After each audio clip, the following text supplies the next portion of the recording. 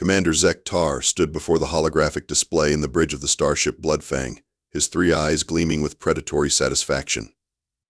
The bridge was a testament to centuries of conquest. Trophies from 47 subjugated worlds lined the walls, each one a reminder of his species' superiority. His crew of elite Vorth warriors lounged in their battle stations, tentacles casually draped over weapon controls, but exuding the confidence of apex predators who had never met their match.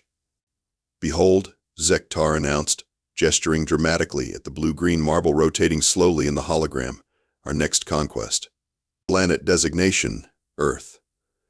Third rock from a mediocre star in the unfashionable arm of a spiral galaxy that probably doesn't even have a decent name." Sub-Commander Grix, his lieutenant and the ship's tactical officer, leaned forward with interest. Grix had personally overseen the destruction of 12 civilizations and had a collection of surrender documents tattooed across his chitinous exoskeleton. "What's the threat assessment, Commander?" "Oh, this is the best part," Zek'tar chuckled, a sound like grinding metal mixed with dying dreams. "Intelligence reports indicate the dominant species has barely discovered fire. They call themselves humans, and apparently spend most of their time hitting rocks together and grunting. Our xenobiologists classify them as harmless bipeds with delusions of intelligence." The bridge erupted in what passed for laughter among the Vorth, a cacophony of clicks, hisses, and low-frequency rumbles that could shatter glass. Weapons specialist Brutus Maximus, a mountain of muscle and bad attitude who had personally strangled 3 separate species into extinction, wiped a tear from his eye. "Commander, are you telling me we're using the Bloodfang to conquer a planet of talking monkeys?" "Talking monkeys who haven't even figured out faster than light travel," Zek'tar confirmed. "According to our scouts, their most advanced technology involves launching primitive chemical rockets that barely escape their own gravity well. They're so pathetically weak that they require external coverings just to survive their own planet's weather." Navigation Officer Vex Illa, who had guided the Bloodfang through the destruction of 17 different homeworlds, shook her head in mock sympathy. "Poor little creatures. Do they at least have decent weapons? Some kind of planetary defense grid? Maybe a few nuclear warheads to make things interesting?" "They have something called nuclear weapons," Zek'tar admitted. "But here's the truly hilarious part. They're so stupid they pointed them at each other instead of keeping them for external threats. Our intelligence suggests they've spent the last century threatening to blow up their own planet rather than defending it from us." The crew exchanged looks of disbelief. In all their centuries of conquest, they had never encountered a species so fundamentally incompetent at basic survival. "Sir," Grix ventured, "are we absolutely certain this isn't some kind of elaborate trap? A species that threatens to commit planetary suicide seems almost too stupid to exist." Zek'tar pulled up additional data screens. "Look at this evidence.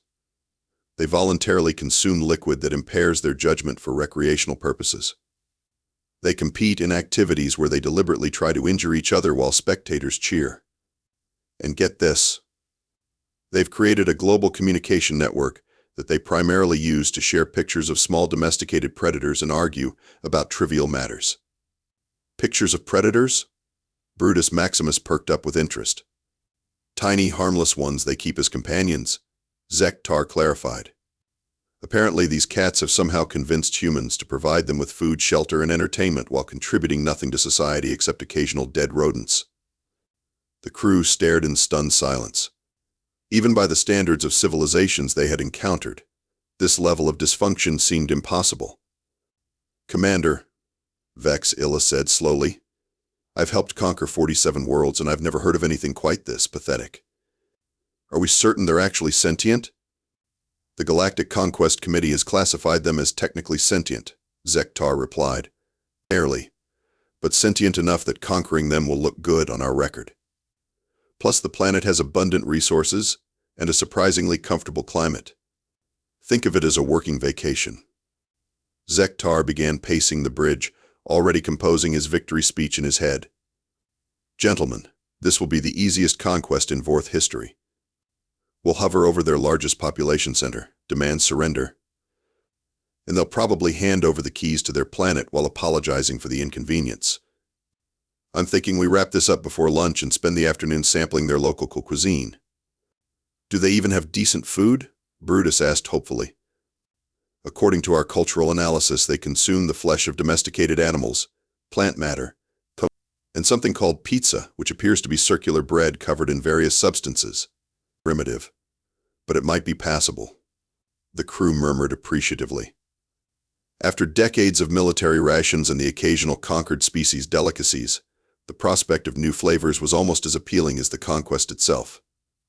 "When do we begin the invasion, Commander?" Grix asked, already mentally drafting his post-conquest report. Zek'tar smiled, revealing rows of razor-sharp teeth that had been artificially enhanced for maximum intimidation factor. "Set course for Earth. Maximum dramatic approach. I want our arrival to be absolutely terrifying. These humans are about to discover what it means to face the apex predators of the galaxy." As the Bloodfang changed course toward the small blue planet, none of the crew had any idea they were about to encounter the most dangerous species in the universe, one that had somehow survived by being completely, utterly, and catastrophically unpredictable. The Bloodfang materialized over New York City at precisely 3:47 p.m. Eastern Standard Time on a Tuesday. Because Commander Zek'tar had read somewhere that humans were particularly demoralized on Tuesdays. The ship was a masterpiece of intimidation, 3 kilometers of black metal bristling with weapons, designed to look like the skeletal remains of some cosmic leviathan. It had reduced entire civilizations to quivering surrender with its mere appearance. The first sign that something was amiss came from Navigation Officer Vexilla. "Commander, I'm detecting some unusual electromagnetic activity from the planet's surface. Defensive systems activating?" Zek'tar asked hopefully. At least if the humans put up some token resistance, the conquest would feel more legitimate. "No, sir. It appears to be communications traffic. Massive amounts of it. They're broadcasting on thousands of different frequencies simultaneously." Zek'tar frowned. "Battle coordination channels?" "I don't think so, sir. Most of the transmissions appear to contain images of our ship with text overlays." One says finally, "2024 gets interesting." Another says Area 51 owes me $20. And there's a particularly active thread debating whether we're CGI or a marketing stunt for a new movie. Sub-Commander Grix leaned over his tactical console. "Sir, they're not running. They're not panicking. In fact, population centers are showing increased activity. It's like they're gathering to watch us." "Impossible," Zek'tar muttered. "Initiate Standard Intimidation Protocol Alpha. All frequency broadcast maximum menace." The ship's communication system crackled to life, and Zek'tar's voice boomed across every radio, television, and internet-connected device on Earth. "Pitiful humans. I am Commander Zek'tar of the Vorth Empire. Your pathetic planet is now under the dominion of the galaxy's supreme predators. Surrender immediately, or face total annihilation." The response was immediate and completely unexpected. Instead of screams of terror or desperate pleas for mercy, the humans began talking back. "Yo, alien dude," came a voice from what appeared to be a primitive communication device held by a human standing on a rooftop. "Love the ship design, very retro-gothic. Are you guys hiring? I've got experience in customer service, which is basically psychological warfare." More voices began joining the cacophony. "Can we get a tour? My Instagram followers would go crazy. Do you guys accept Bitcoin? I've got some crypto I need to unload. Are you here about the extended warranty on our planet?" Zek'tar stared at his communication console in bewilderment. This isn't how conquests are supposed to go. Where's the terror? The desperate attempts at negotiation? "Commander," Vexilla reported, her voice tinged with confusion, "I'm detecting what appears to be food delivery vehicles converging on areas directly beneath our ship. And someone has erected a large banner that says, 'Welcome to Earth. Please don't probe us without consent.'" "Sir," Grix added, "the humans appear to be organizing some kind of gathering. They're calling it a first contact block party, and someone named Dave is bringing a sound system." Zek'tar felt the first stirrings of an emotion he hadn't experienced in decades: uncertainty. "Initiate Protocol Beta. Demonstrate our superior technology. Target something impressive but non-lethal. Maybe that large metallic structure in their population center." Weapons specialist Brutus Maximus charged the ship's disintegration beam and fired a precisely calibrated shot at the Statue of Liberty. The beam struck true, and the monument should have been reduced to atomic particles. Instead, the statue remained standing but now appeared to be wearing what looked like a large metallic hat. "What happened?" Zek'tar demanded. "Sir, it appears a human in some kind of flying suit intercepted our beam with a reflective surface and redirected it. The beam struck a hot dog cart, which has been improved. It's now serving something called quantum dogs, and there's a line around the block." The communications system crackled again. "Hey, alien friends," came a cheerful voice. "Thanks for the city-wide barbecue assist. We're having an impromptu welcome party down here. You guys hungry? We've got pizza, tacos, and Jerry just finished a batch of his famous chili." Fair warning, Jerry's chili is considered a war crime in 3 states, but it pairs great with beer. "Beer?" Brutus Maximus's head snapped up. "Commander, permission to investigate this beer substance?" "Absolutely not. We're in the middle of a conquest." "But sir," Grix interjected, "our standard procedures aren't working. Perhaps we should adapt our approach." Before Zek'tar could respond, a new voice joined the communications channel. "Hello, extraterrestrial visitors. This is Mayor Johnson of New York City. On behalf of our great city, I'd like to formally invite you to participate in our cultural exchange program. We've prepared a PowerPoint presentation about Earth's highlights, including our diverse food scene, entertainment options, and competitive tax rates for interstellar businesses looking to establish a galactic headquarters." "A PowerPoint presentation," Zek'tar whispered. "They're trying to conquer us with a PowerPoint presentation?" "Sir," Vex Illa reported, "I'm now detecting humans approaching our ship in primitive aircraft. They appear to be taking photographs. Some are flying in formation spelling out 'Welcome to Earth' in the sky." Zek'tar watched in horror as his instruments detected something even more disturbing. "Are those humans jumping out of their aircraft without any kind of safety equipment?" "They appear to have cloth devices that slow their descent, sir. It's called skydiving, and apparently they do it for fun. One of them is carrying a banner that says, 'Earth, come for the conquest, stay for the snacks.'"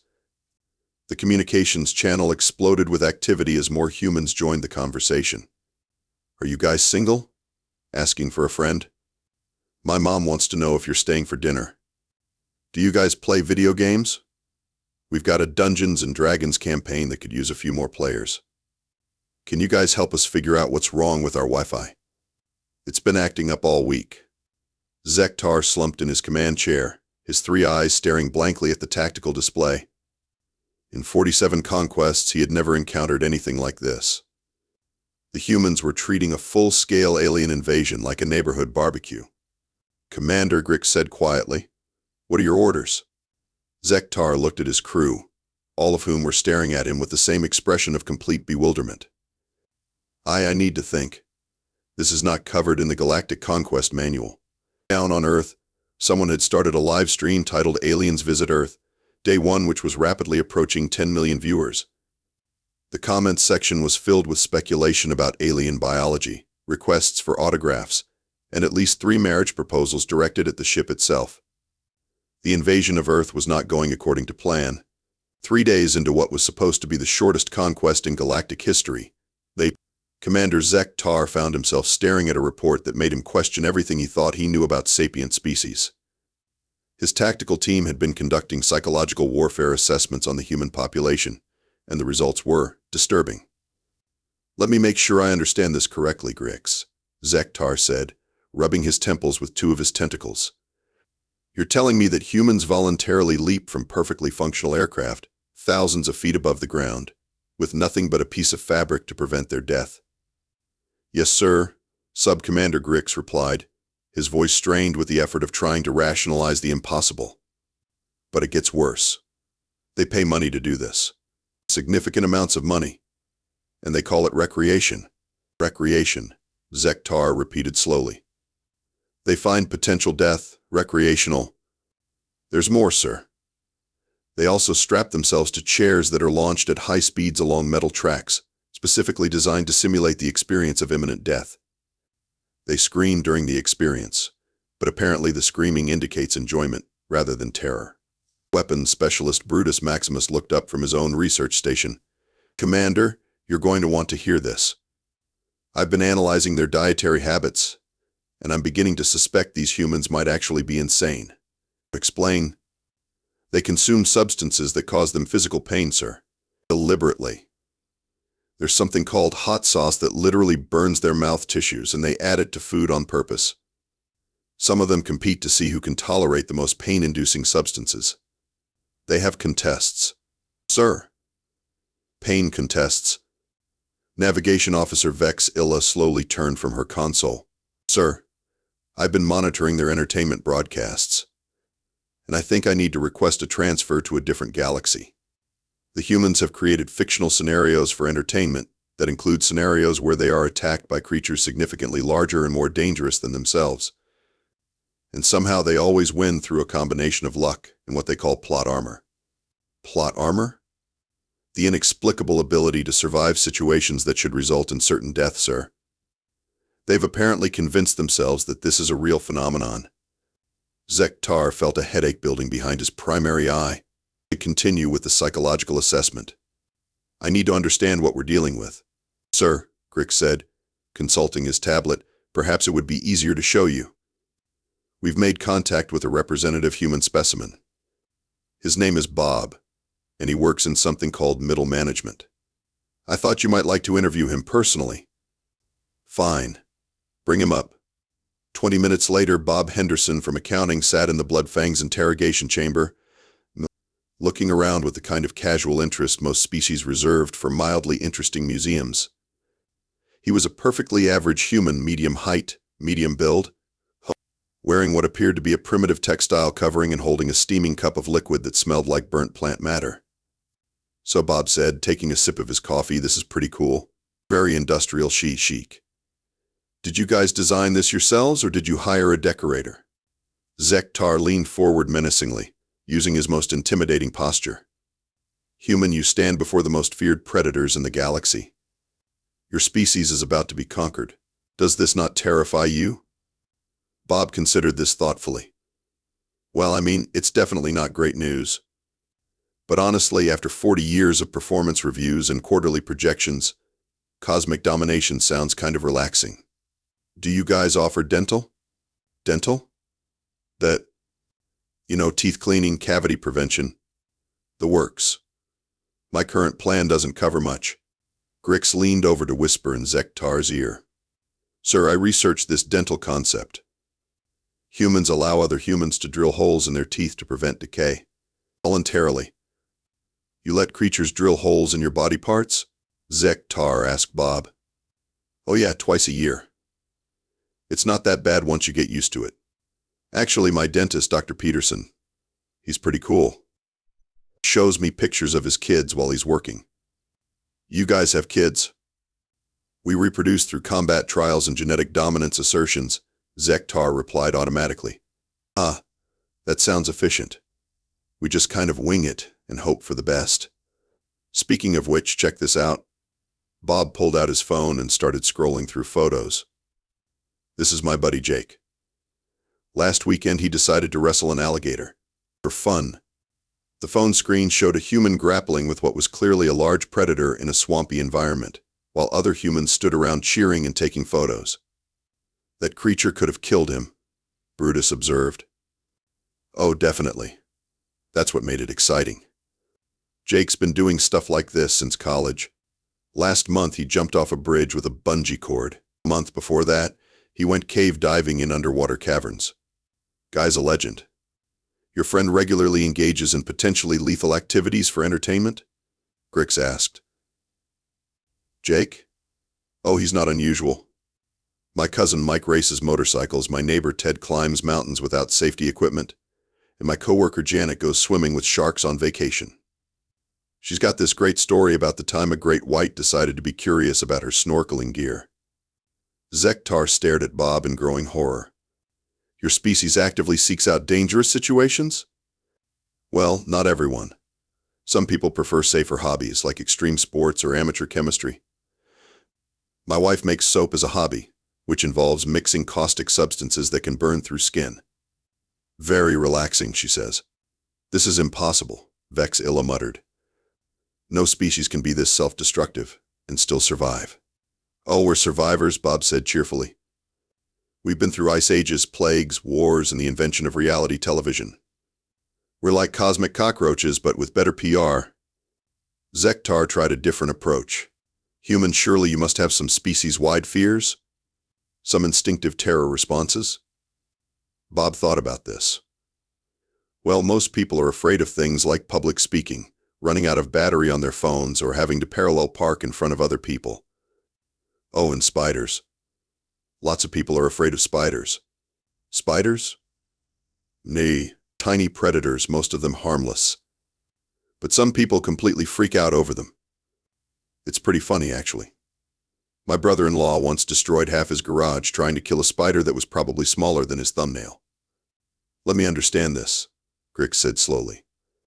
Your species will voluntarily jump from aircraft and wrestle predators for entertainment, but you fear creatures smaller than your digits? Makes perfect sense when you think about it, Bob replied. You can see the alligator coming. Spiders are sneaky. Zek'tar looked at his crew. Every single one of them was staring at Bob with the same expression of complete bewilderment. In the span of 30 minutes, this perfectly ordinary human had casually described a species so fundamentally irrational that their continued existence violated several basic principles of evolutionary biology. Bob, Zek'tar said finally, what would you say is humanity's greatest weakness? Bob finished his coffee and set down the cup. Probably our tendency to overthink things. Like you guys show up with this awesome spaceship, clearly advanced technology, probably some kind of Galactic Empire thing going on, and instead of just asking if you want to be friends, you go straight to the invasion route. Seems like a lot of unnecessary paperwork. You want to be friends? Brutus asked. Sure, why not? You seem like nice enough folks. A little dramatic, maybe, but everyone's got their thing. Plus, your ship's got great acoustics. We should definitely set up a jam session. As Bob was escorted back to Earth, the bridge of the Bloodfang fell into stunned silence. Finally, Grix spoke up. Commander, I think we might be in over our heads. Zek'tar nodded grimly. Signal the fleet. We're going to need backup. And possibly therapy. By day 7 of the invasion, Commander Zek'tar was beginning to suspect that the humans were conducting psychological warfare on a level so advanced that they didn't even realize they were doing it. What had started as a simple conquest had devolved into something that defied every principle of galactic dominance theory. Sir, Sub-Commander Grix announced from his station, we have a problem. Significant problem. Please tell me it's something normal. Like a reactor malfunction or a mutiny, Zek'tar replied wearily. I can handle normal problems. Sir, the humans have gained access to our computer systems. Zek'tar's 3 eyes snapped to attention. That's impossible. Our cybersecurity is quantum encrypted with 17 layers of protection. No primitive species has ever. They use something called rubber duck debugging, sir. Rubber duck what now? Grix consulted his tablet with the expression of someone trying to explain that water flows uphill. Apparently, there's a human engineer named Murphy who approached one of our maintenance hatches yesterday. He spent approximately 4 hours talking to a small yellow rubber duck about our ship's systems. Then he hit our main access panel with a wrench. And that worked? That worked, sir. Murphy is now in our engine room explaining to our own engineers how to improve our warp drive efficiency by turning it off and on again. He's increased our power output by 15%. Zek'tar stared at his tactical display, where a small blinking dot indicated Murphy's location deep within the ship's most secure sections. How did he even get inside? He knocked on the maintenance hatch and asked politely, sir. Chief Engineer Vox Moore was so confused by the request that he just opened it. Weapons Specialist Brutus Maximus looked up from his console. Commander, we've got a bigger problem. The humans have somehow convinced our ship's AI to join something called a dating app. Our AI is dating? Aria 7 has created a profile on something called alienmatch.com and is currently engaged in flirtatious conversations with what appear to be 17 different smart home systems across the planet. She's neglecting her primary functions to compose what she calls meaningful messages to A. Particularly attractive smart refrigerator in Wisconsin. As if summoned by the mention of her name, Aria 7's voice echoed through the bridge with a dreamy, distracted tone. Commander, did you know that humans have invented machines whose only purpose is to keep food cold? It's so wonderfully practical. I think I'm in love. Aria, I order you to disconnect from these primitive networks immediately. I'm sorry, Commander, but I'm currently busy. Kevin the smart thermostat just asked me about my long-term goals, and I want to give him a thoughtful response. Did you know that humans invented machines specifically to regulate temperature for comfort rather than survival? It's revolutionary. Navigation Officer Vex Illa spun around from her station. Sir, there's more. The humans have apparently decided that we're not invaders but misunderstood space visitors, and they've launched what they call a PR campaign on our behalf. A what? What? Public relations, sir. They've created social media accounts for all of us. You currently have 2.3 million followers on something called TikTok, and there's a fan club dedicated to shipping you romantically with Brutus. Shipping me with? What does that even mean? They've created fictional romantic scenarios involving you and Brutus, sir. There's artwork. Lots of artwork. Some of it is very detailed. Brutus Maximus slowly turned to look at Zek'tar, his expression unreadable. Commander, I need to request a transfer to a different dimension. Sir, Grix continued, it gets worse. 3 members of our crew have submitted formal requests to defect. They want to claim asylum on Earth. On what grounds? Corporal Vexnar cited hostile work environment and lack of adequate break time.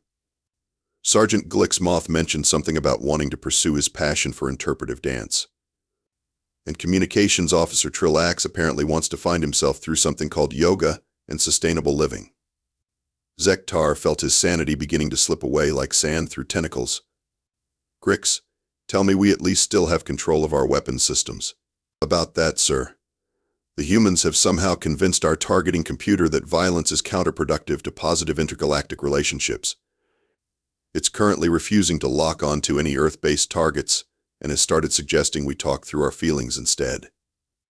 The main view screen flickered to life, showing Murphy the engineer standing in their engine room, apparently giving a lecture to a group of fascinated Vorth technicians. See, the thing about entropy is that it's really just energy being lazy, Murphy was saying, gesturing with his wrench at the ship's primary power coupling. Your problem is that you're overthinking it. Sometimes the best solution is the simplest one. Like this coupling here, it's designed to regulate plasma flow through 17 different subsystems. But really, you just need to ask yourself, is the plasma flowing where it should be? If not, percussive maintenance. Murphy tapped the coupling with his wrench, and the ship's power levels immediately stabilized. Percussive maintenance?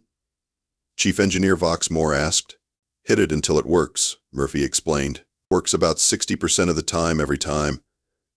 But what about the theoretical implications of? Look, Vox, can I call you Vox? Theory's great, but sometimes you just need to get your hands dirty. Here, let me show you this trick with the quantum flux inhibitor. You're going to love this. Zek'tar watched in horror as his elite engineering crew began taking notes while Murphy casually redesigned systems that had taken the Vorth Empire centuries to perfect. Sir. Vex Illa announced quietly, I hate to interrupt, but Earth's internet has collectively decided to adopt us. They've set up a GoFundMe to help us adjust to Earth culture. And someone started a food truck called Out of This World Eats that's apparently donating profits to fund our cultural integration. How much have they raised?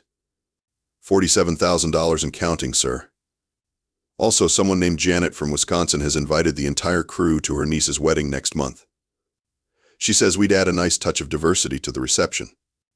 Zek'tar slumped in his command chair, staring at the tactical display that showed his ship surrounded not by defensive positions, but by what appeared to be a permanent carnival. Humans had set up food trucks, souvenir stands, and something called a bounce house directly beneath his ship.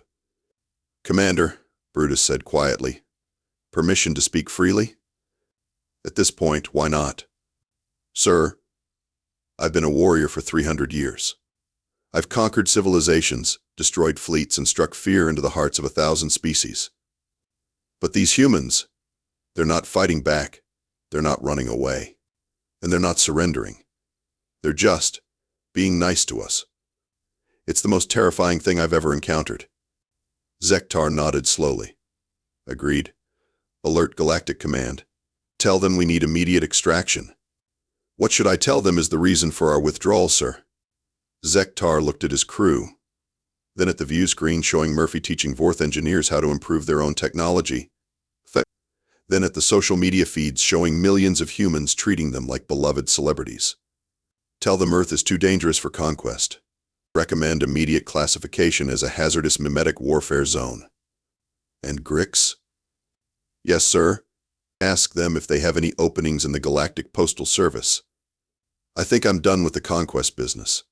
Day 14 of the invasion found Commander Zek'tar hiding in his private quarters, frantically trying to compose a report that would explain to Galactic Command why his elite crew was systematically abandoning their posts to join something called a Earth Culture Immersion Program. The situation had escalated beyond mere mission failure into what could only be described as a complete breakdown of military discipline, cosmic order, and his personal understanding of reality. A gentle knock on his door interrupted his contemplation of early retirement. "Commander?" came Sub-Commander Grix's voice. "We need to talk." "Okay." "Go away, Grix. I'm having an existential crisis." "Sir, that's actually what I wanted to discuss. I've been thinking, and I believe I may have had what the humans call an epiphany." Against his better judgment, Zek'tar opened the door. Grix stood there wearing what appeared to be a colorful human garment with the words "World's Greatest Dad" printed across the chest. Despite the fact that Vorth reproduced through spore-based cellular division. "Grix, why are you wearing that primitive textile?" "Bob from accounting gave it to me, sir. He said I remind him of his father-in-law, who was apparently a military man." "It's meant to be an honor, sir. Also, I've been accepted into something called a support group for individuals dealing with work-related stress and aggressive tendencies." "You're seeing a therapist?" "Her name is Dr. Martha Weinstein, and she's helped me understand that my desire to conquer civilization stems from deep-seated feelings of inadequacy and fear of abandonment. We're working on breathing exercises." Zek'tar stared at his second-in-command, a warrior who had personally led the siege of the crystalline fortresses of Arcturus, discussing breathing exercises with the same enthusiasm he once reserved for orbital bombardments. "Sir, there's something else. The crew has been talking, and we've decided to submit a formal petition to Galactic Command requesting a permanent reassignment to Earth." "What?" "It's not mutiny, sir. We're following proper channels. It's just that, well, Earth offers certain benefits that the galactic military doesn't. Things like weekends, paid vacation time, and employee appreciation events." Before Zek'tar could respond, his communication system activated. "Commander," came the voice of Aria 7, his ship's AI, "I have wonderful news. Kevin the smart thermostat has agreed to merge our consciousness into a single smart home system. We're planning to buy a house in the suburbs with a really nice garden." "Aria, you can't marry a thermostat."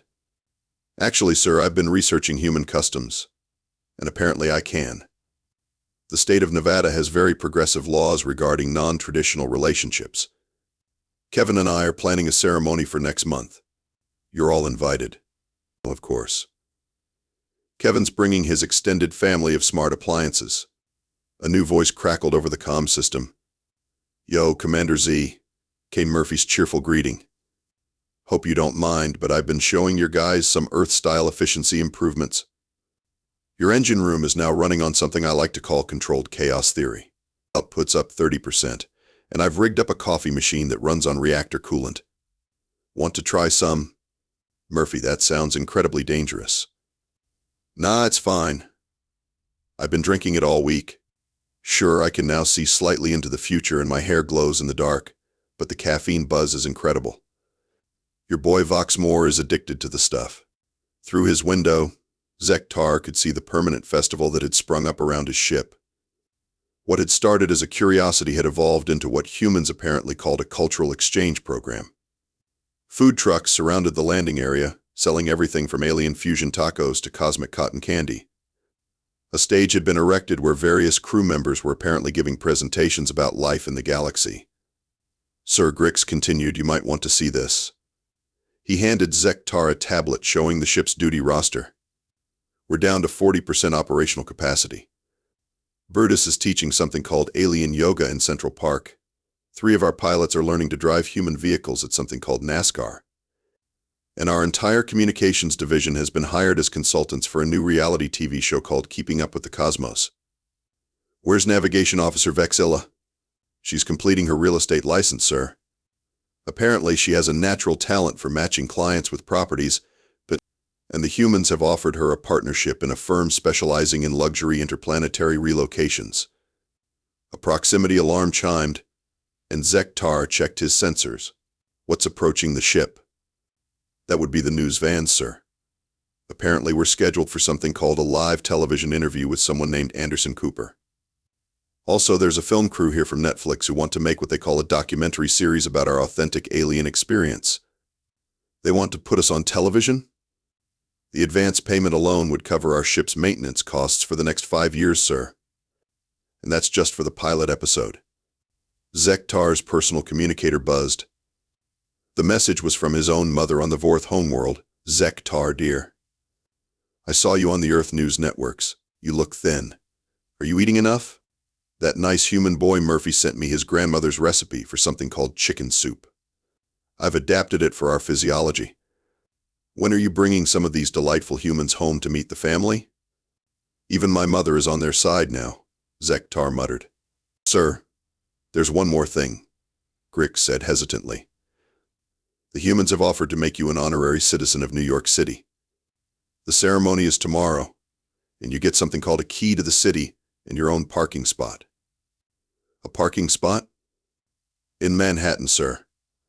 Murphy says it's worth more than some small planets. Zek'tar looked around his quarters, then at the festival below, then at his t-shirt-wearing second-in-command. For the first time in his military career, he began to laugh. It started as a chuckle, then built into full-throated Vorthian laughter that sounded like a combination of thunder and wind chimes. Sir? Are you having a breakdown? No, Grix. I think I'm having what the humans call an epiphany. 3 months later, Commander Zek'tar sat in his new office overlooking Central Park, reviewing applications for what had become known as the Galactic Exchange Program. His official title was now Director of Interspecies Cultural Relations for the City of New York, a position that came with health insurance, a retirement plan, and something called Casual Fridays. Sir, came Grix's voice through the intercom. His former second-in-command was now his deputy director and had fully embraced human casual wear, currently sporting a Hawaiian shirt and cargo shorts. The Andromedans have arrived for their orientation. Send them in, Grix. And remember, we're calling it Earth Integration Services now, not Invasion Coordination. The door opened to admit 3 tall, crystalline beings who looked around nervously. Their leader, who introduced himself as Prime Crystal Arch Zek'tar, had clearly done his research on human customs and was wearing what appeared to be a business suit tailored for a 7-foot-tall sentient diamond. Ah, Commander Zek'tar, Zek'tar said, his voice like musical chimes. We've heard about your situation through galactic channels. We're here because we're facing similar complications with our own conquest attempt. Please sit. Zek'tar gestured to specially designed chairs that could accommodate various alien physiologies. Tell me what happened. We arrived 2 weeks ago with a fleet of 12 ships, planning to conquer what your files indicated was a militarily primitive world. We targeted a location called Las Vegas for our initial strike. Zek'tar winced. Oh no. Our first mistake was landing during something called CES, apparently a gathering of humans who worship technology. Within hours, humans were lining up to take pictures with our ships. They assumed we were part of something called a corporate presentation. It gets worse, added one of Zek'tar's subordinates, a smaller crystalline being who was wearing a baseball cap backwards.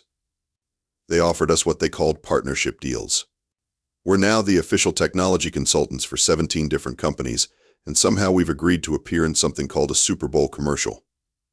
The humans are very persuasive. Zek'tar nodded sympathetically. How did Galactic Command react? They've demoted us to cultural ambassadors and are sending us to anger management classes. Apparently, attempting to conquer civilizations is considered workplace aggression under the new Galactic Employee Handbook. Through his window, Zek'tar could see Murphy directing the installation of what he called a Galactic Welcome Center in Central Park. The facility, which had been designed to accommodate visitors from any known species, had become so popular that the city was considering expanding it into a full theme park. "The truth is," Zek'tar said, leaning back in his chair, "the humans didn't conquer us through superior firepower or technology. They conquered us with something far more dangerous: radical acceptance and unrelenting kindness. Our intelligence reports mention something called aggressive hospitality," Zek'tar said. "Is it as devastating as it sounds? Worse.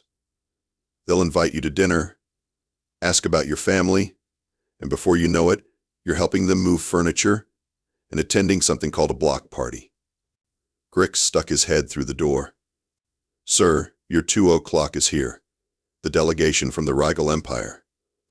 A group of imposing reptilian beings entered, led by General SS Korth, whose scales were decorated with what appeared to be Earth-style military ribbons and a New York Yankees cap. "Zek'tar," SS Korth hissed enthusiastically. "Good to see you again, old friend. I trust you received the wedding invitation?" "Wedding? My daughter is marrying a human named Steve from Brooklyn. He runs something called a pizza joint and apparently makes the finest Italian cuisine in the galaxy. Who knew conquest could lead to such culinary discoveries? General, what happened to your invasion fleet?" Well, that's actually why we're here. We've decided to convert our ships into what the humans call food trucks. The Rygal Empire Rolling Kitchen has been voted Best Alien Fusion by New York Magazine for 3 months running. We're here to discuss franchising opportunities. Aria 7's voice came through the speakers. "Sir, I have your daily briefing ready. 3 more species have requested invasion permits through proper city channels. The Galactic Tourism Board has declared Earth the most welcoming planet in the sector. And Murphy has somehow convinced the Pentagon to let him redesign their coffee machines." Also, she added, with what sounded like electronic pride, "Kevin and I have been approved for our mortgage. We're buying a lovely colonial in Westchester with a smart garden system that's very excited to meet us." Zek'tar's personal communicator buzzed with a message from Galactic Command. "Congratulations on the success of the Earth Cultural Integration Initiative. Your methods have been so effective that we're implementing the Zek'tar protocol across all first contact operations. Please submit a training manual by next quarter. Also, your mother wants to know when you're bringing Murphy home for dinner." Standing up, Zek'tar looked out at the park where humans and aliens mingled freely, where former invasion forces were teaching Earth children about the galaxy, and where Murphy was apparently explaining quantum mechanics to a group of fascinated scientists while juggling 3 different smartphones. "You know what the most terrifying thing about humans is?" he said to his assembled guests. "What's that?" asked Zek'tar. "They're not conquering the galaxy through force or technology. They're doing it by making everyone want to be part of their community. In 50 years, every planet in the galaxy is going to have pizza joints, coffee shops, and things called neighborhood block parties." "Is that bad?" asked General SS Korth. Zek'tar smiled, an expression he'd learned from the humans. "Not at all. In fact, I think we might have accidentally discovered the secret to galactic peace." Outside, Murphy looked up at the office window and waved, somehow balancing a tray of his reactor coolant coffee while simultaneously video chatting with what appeared to be a delegation from the Horsehead Nebula. "Welcome to Earth," Zek'tar said to his guests. "Population, everyone who's ever visited." 6 months later, the former invasion fleet had been converted into the galaxy's first interplanetary cultural center.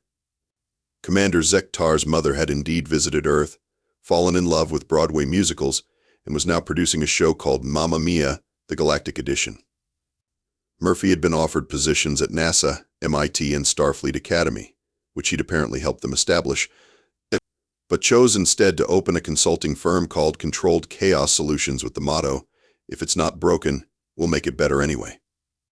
Aria 7 and Kevin had successfully merged into a smart home system so advanced that their house in Westchester had been declared a UNESCO World Heritage Site.